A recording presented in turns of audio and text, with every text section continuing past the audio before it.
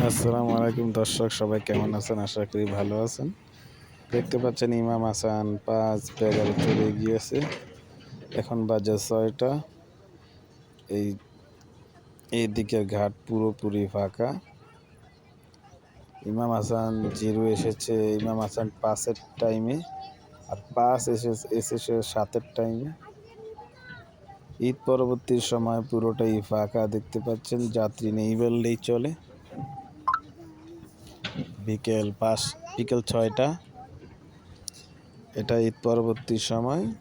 দেখতে পাচ্ছেন চাঁদপুর লঞ্চঘাট, যাত্রী নেই বললেই চলে।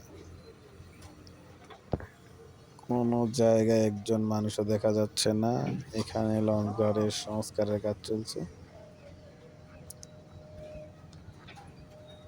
মানুষ প্রায় নেই বললেই চলে। ইমাম হাসান 5 ডান দিকে ঘুরছে। ফায়ার সার্ভিসের একটি জাহাজ দেখতে পাচ্ছেন, ঈদে এসেছিল, এখন চলে যাচ্ছে। এইদিকে লঞ্চঘাট সংস্কারের কাজ চলছে। এদিকে যেহেতু পানি কম, অনেকটা কেটে একটু গভীর করার চেষ্টা চলছে। মানুষ এটা দাঁড়িয়ে দাঁড়িয়ে দেখছে চাঁদপুর লঞ্চঘাটের সংস্কারের কাজ। এটি একটি লং বেকু, যাকে এক্সকেভেটর বলা হয়।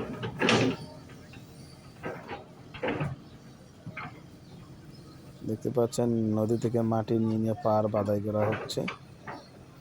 তা বৃষ্টি হলে নাও থাকতে পারে। সে অনেকটা জায়গাটি মিল করে সমতল করে দিচ্ছে মাটি নিয়ে নিয়ে।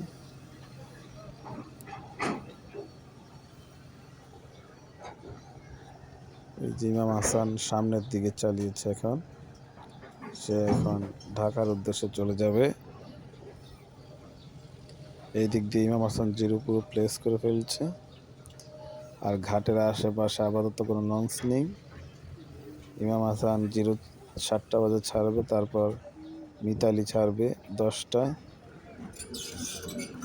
দেখতে পাচ্ছেন বেকু তার পল্টনে চলাফেরা করছে।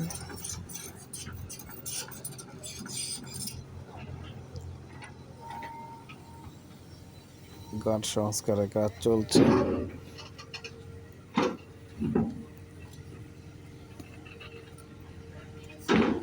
ভবনের কাজ, পল্টনের কাজ, সব কাজ একসাথে চলছে। আশা করি কয়েক বছরের ভিতরে হয়ে যাবে। সে তার ব্যালেন্স ঠিক করছে।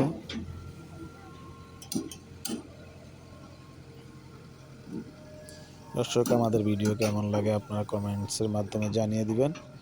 আশা করি ভালো লাগলে একটি সাবস্ক্রাইব করে দিবেন, আর অবশ্যই ভুল ত্রুটি হলে কমেন্টসের মাধ্যমে জানিয়ে দিবেন। আর ভিডিওটি দেখার জন্য সবাইকে শেয়ার করে দিবেন।